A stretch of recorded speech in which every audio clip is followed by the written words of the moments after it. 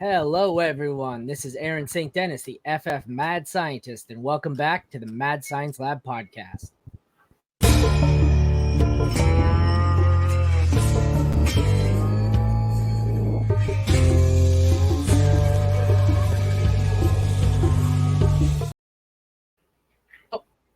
I'm not the only one not working at full speed today. Apparently, the graphics on my computer are not thrilled to be here either. It's been a long weekend. We had to cancel tonight's live mock draft for Mock Draft Monday due to a fantasy football related drink reason. That's not my fancy way of saying I'm too hungover. Oh, I thought that was my mic for a sec. That scared the shit right out of me. What happened in your background? It's just kitchen, you know? we're gonna have a rough show. It's my first one back after the expo. Got a couple episodes left here to wind down Sleepers, Breakouts, and Busts before we kick off the season. And boy, are we off to a painful start. Just like my head right now. If only I could give my computer some of that Tylenol, maybe it could cure its hangover. To be fair, the laptop I'm using sat in a laptop bag packed in my hotel room all weekend, not being used. Well, 90% of the analysts in the world sat around doing nothing but partying.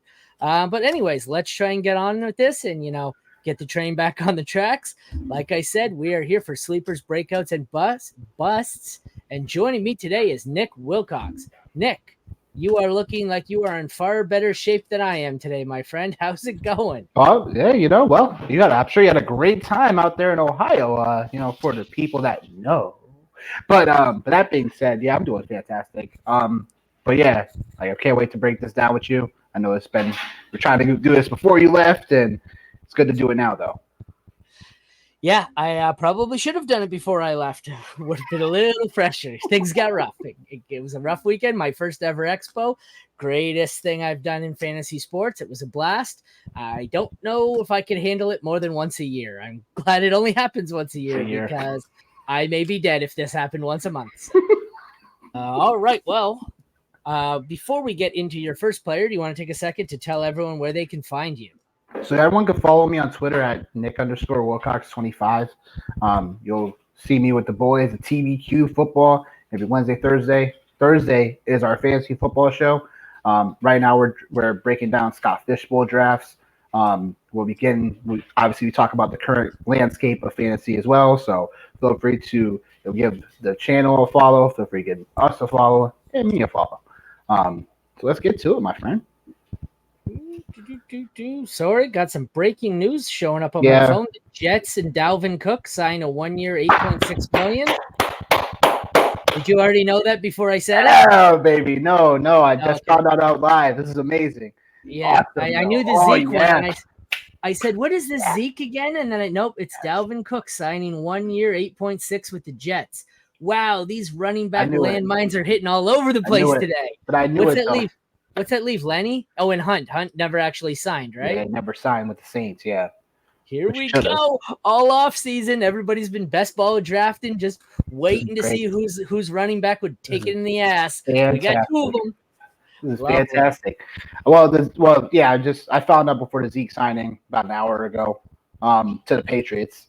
And I thought that made sense, but still New England. And it's still a situation that micro take real quick, you should be avoiding unless it makes sense for cost.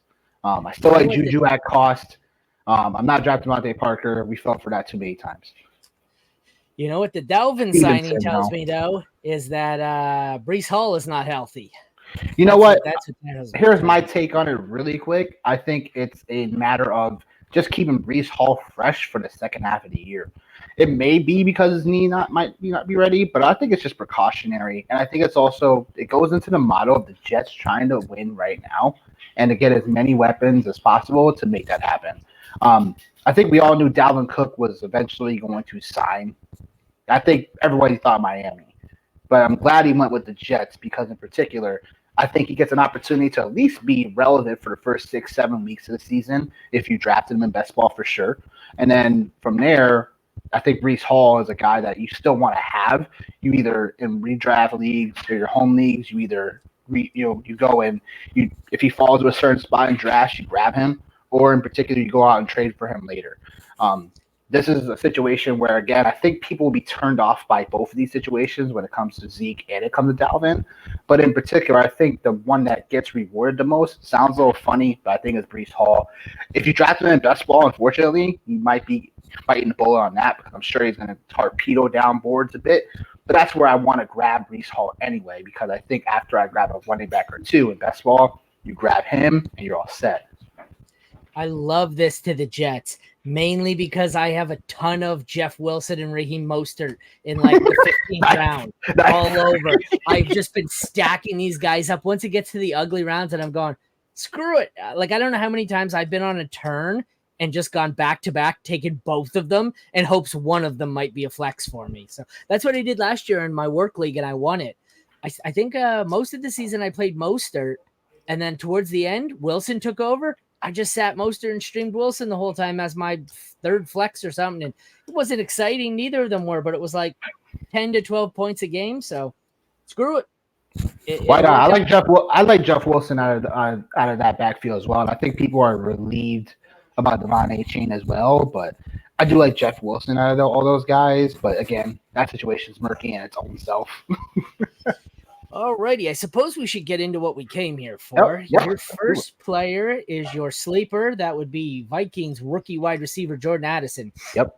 Projected by Fantasy Pros as wide receiver 39, negligible rushing projections, 61.8 receptions, 820.1 receiving yards, projected for 4.7 touchdowns. What do you have to say about Addison?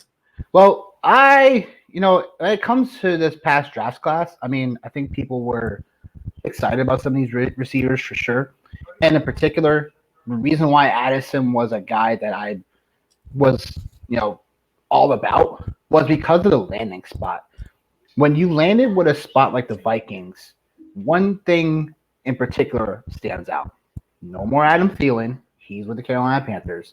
And he leaves a lot of vacated targets in an offense that's going to be pass heavy. Now, what more do you want out of a guy that you think is going outside the top overall 60, 70 picks? And a guy like Jordan Addison, who's right now wide receiver 39 according to Fantasy Pros. Like, in particular, this is why I like Addison, because of the landing spot and what I think he can do from a talent perspective. An SC guy, and I think overall he will be utilized all over the field.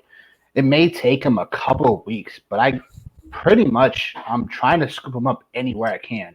Because in particular, that's why you grab certain guys in certain situations. Right now, Addison on Underdog is wide receiver 36. So he's on par with a lot of the industry.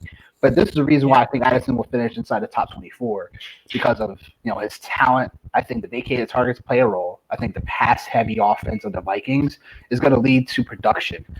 Someone else has to take advantage of one-on-one matchups with Jefferson on the other side. People talk about Osborne. I think he's a solid guy. I just think Addison has that ceiling that we look for. And will be a guy that you can plug in your flex hands down after week 4 or week 5. And they continue to be at a high pace. I think the Vikings defense is nothing special. So I think the Vikings will once again be in positions where they'll be throwing the ball constantly in game script form. So this is why I like Addison. And I think where he's going doesn't really make sense. I think I've been getting him 7th round. And ideally he should be going 5th round, mid-5th round, around guys like Godwin, around guys like Mike Williams. He should be going in that range, and you're getting him a round or two later. Yeah, he's going as wide receiver 38 on NFFC, 83rd overall. I think I have a lot of him. I don't take him in the top 36 here, but once we get to the JSN range, it's typically the rookies or young guys I have here. I go after some JSN, Addison, Dotson, not really much Burks or more. I don't mind Quentin Johnson, but it's either the young guys once you get to this range or the old crap like Sutton, Michael Thomas. I guess Thomas could be a thing if he's ever healthy. I don't really want Gabe Davis, Cooks. I don't know. Once we get outside the top 36 receivers, it's kind of a crapshoot. So I guess give me a guy with the upside in a pass-heavy offense. If you look at some of the peripheral numbers or the percentages for Thielen last year, it was just insane how much action he saw. And I get it. They're thinking he's a rookie. Addison's a rookie. Hawkinson's going to eat some of the targets up, but I think Addison's going to see more than enough volume to probably finish inside the top 24. So he's definitely a good value that far down at wide receiver 38. But even if he misses, like I said, 83rd overall, you missed that pick. Really, who cares? It's not going to hurt you that much. So, but if it hits, it's a huge help. So big time help. All righty, let's take a look at your next guy. That is a breakout. I think you got Eli Moore, Cleveland, newly acquired Cleveland receiver, projected as wide receiver 46, negligible rushing stats, 42.7 receptions, 578.4 receiving yards, and 3.1 receiving touchdowns. That's a pretty low projection, even for fantasy pros. That is pretty conservative on all. They're conservative on everyone, but that touchdown is really low. But why do you think he breaks out? Just new quarterback, or? I think here's the thing. So with Elijah Moore in particular, I'm seeing more of I see a few people starting to pick up on him. But in all actuality, when you look at the grand scheme of things, when you look at how Cleveland should be playing this upcoming season, you get no more Kareem Hunt in the backfield. Watson should be a lot better because he finally has an off season under him. And that was that was the thing that I was missing the most out of Watson. Obviously, we know he's not this bad, but he was definitely bad. Yeah. So understanding that there's still some people out there that really just wants Chubb, and that's really it. And I can understand it. However, Elijah Moore is a wide receiver 44 on Underdog right now. I still use Underdog ADP because that's where the most money is going at the current moment. But at wide receiver 44 is just criminal. I think Elijah Moore can be a guy that in the slot role, in a slot position where, he reminds us of Will Fuller of the Texans when Watson was there. I think ideally that's a person I want to have on my roster because I feel that he'll have a decent path to break out. There's not much competition behind him. Cooper's there in the boundary, but honestly, that's as much competition we see besides David Njoku. It's about it for Cleveland. I just think there's a clearer path to him breaking out versus some of the guys that he gets drafted around. He gets drafted around Trevion Burks. He gets drafted around Brandon Cooks. He gets drafted around Quinn Johnson. There's guys around that range, and I see that, and I'm like, you know what? I think Elijah Moore has the ability to do that. In an offense and a division in general, that should be more, shootout heavy. That should be in more position to score more points. I think Elijah Moore has the ability to break out day one instead of that range and easily can finish as a top 30 receiver. And I think that's the floor. Here's another guy I think that can definitely finish top 24. I thought your entire argument was just going to be Zach Wilson sucks, and that was it. But you actually had other points. Most people would have just said, Zach Wilson sucks, case made. But I did like him as a rookie last year. Zach Wilson sucked, so it was tough. But for me, it's a hit and miss. It depends in this range after 36 who goes. I still like JSN. I still like Addison, Dotson, and then maybe Burks or Tony.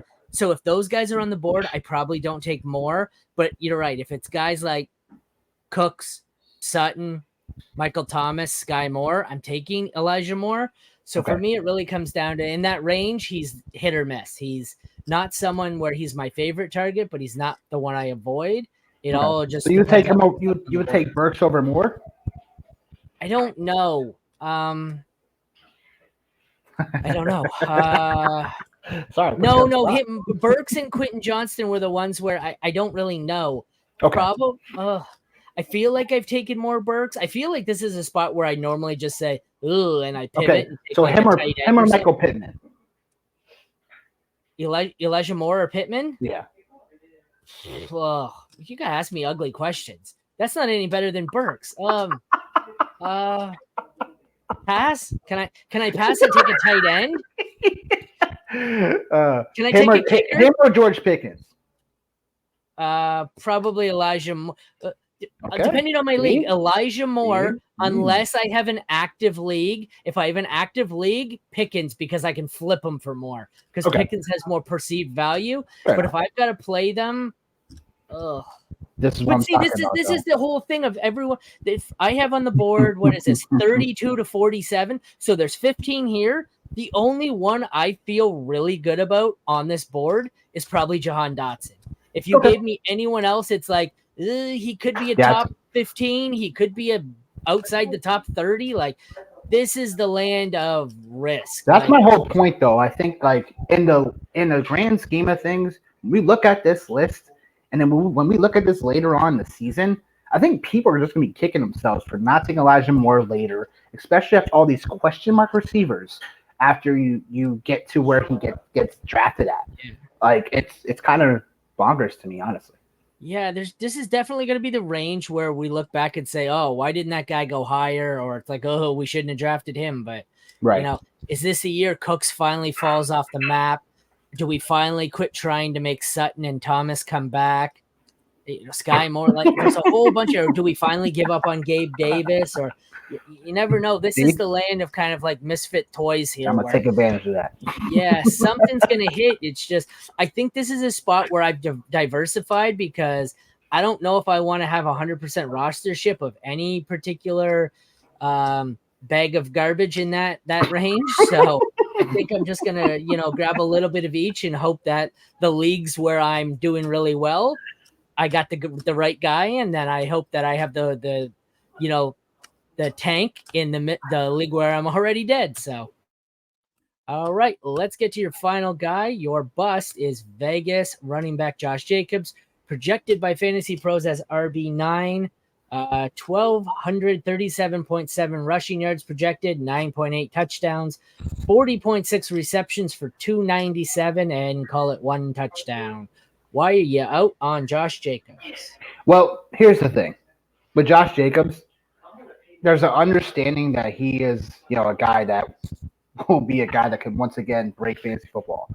That was the situation last year. People were getting him round 6, round 7, and getting a guy that most people thought was not going to get the volume as much or really just be that guy that he ended up being. Now, I was included in that camp, so I definitely missed on Jacobs, and it was just a lot of the research and information and everything that we saw was leading up to him not being such a focal point.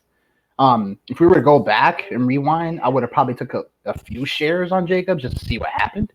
But ultimately, that's just part of this game. Sometimes you're gonna have some great greats. You're gonna have some misses, and that's what happened with Jacobs, according with me last year.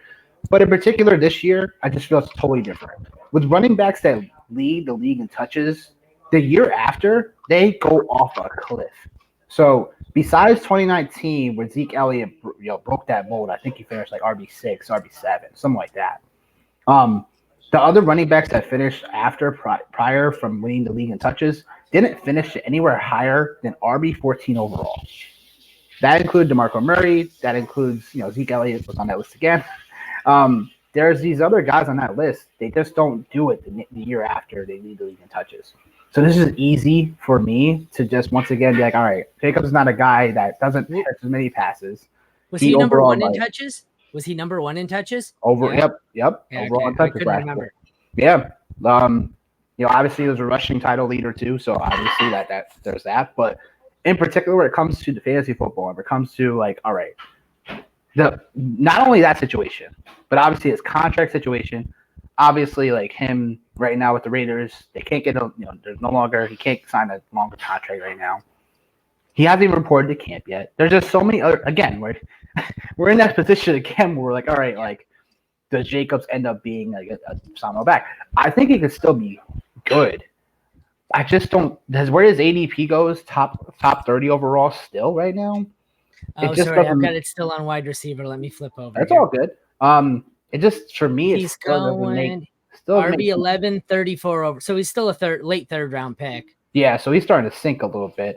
And so I guess the question for me, if I were to take some shares of him, because I do that. I hate ADPs. I don't necessarily always hate the player.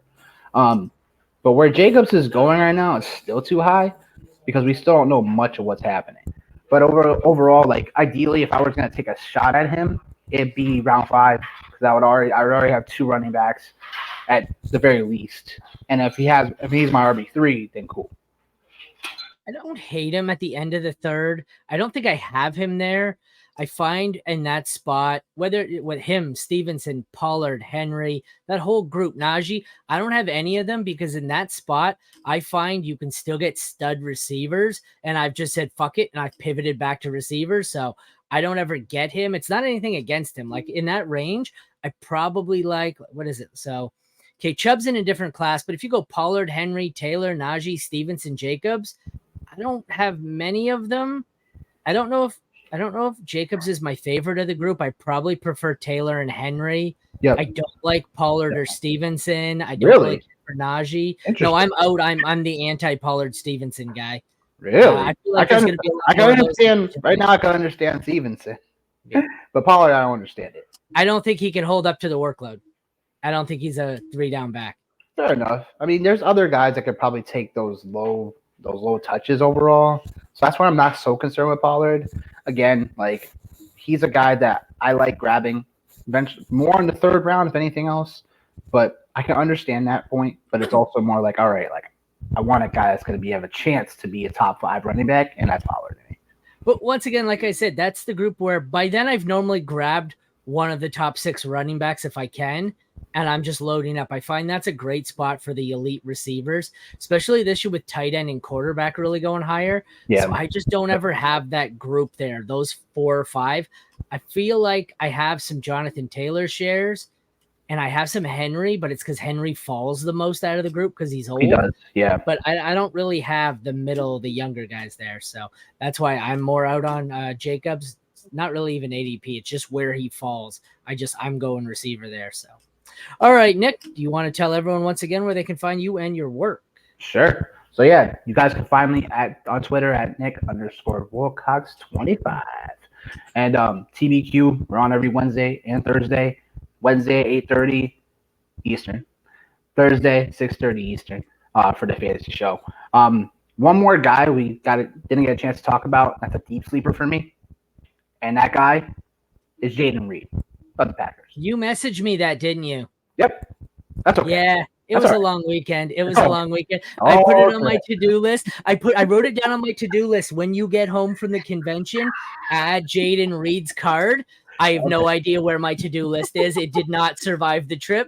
There's a whole list of I had to go back and look at and try and refresh my computer from my old show sheet to find out who was scheduled because my little black book that keeps all my info, I don't know where it is. It's somewhere in Ohio. So if you find it, mail it back to me. But I apologize. You did mention that. I do like Jaden Reed. He is a good one. I have some Christian Watson, but I feel like that's another offense to kind of diversify and take some cheap shares there with a kind of ambiguous wide receiver room, if that's a real thing. But yeah, I mean, I just like the way that he could be utilized all over the field, slot and a boundary receiver. We know Dobbs was a decent story last year, but I think Reed's going to be able to easily beat him out. And I think the Packers in general, this is kind of like a Reed and a Packers take.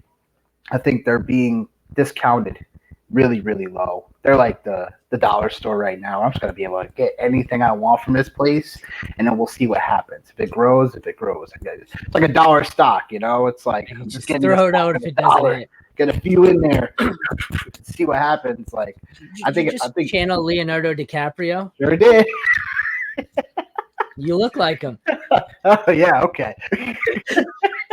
All right. Well, you even got a little break, an extra deep sleeper here. So this was Sleepers, Breakouts, and Busts with Nick Wilcox. Once again, I am Aaron St. Dennis, the FF Mad Scientist. This has been the Mad Science Lab podcast. Thanks again to Nick for joining me, and thank you all for tuning in. Take care and have a great night, everyone.